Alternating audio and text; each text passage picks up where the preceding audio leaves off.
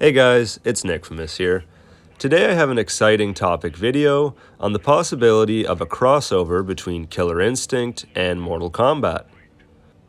I've talked about the possibility of Mortal Kombat collaborating with Street Fighter and Tekken before, and recently I ran a poll asking you guys what fighting game you'd like to see me talk about next, and the majority voted for Killer Instinct. Which is perfect because I had recently purchased the 2013 KI game on Steam, and I've really been enjoying that lately, so I figured this is a perfect time to make this video. And look what Ed Boon just tweeted the other day. Too cool. So let's get started.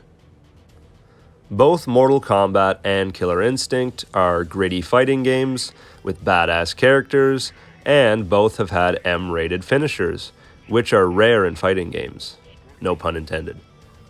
The original Killer Instinct game on the arcade is definitely heavily inspired by MK, and I think seeing a lot of these characters clash would be really interesting.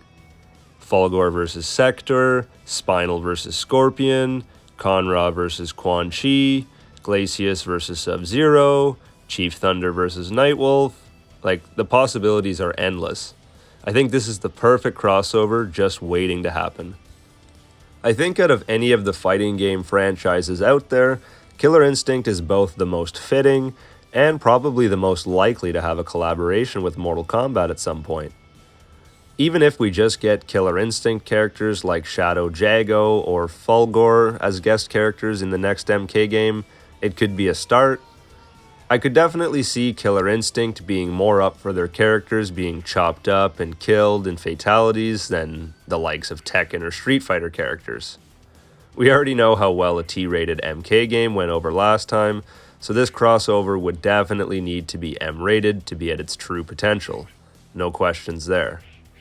However, Killer Instinct is a Rare game, and Rare is owned by Microsoft, which might be the only problem about this game ever happening. I think I could see two possibilities happening.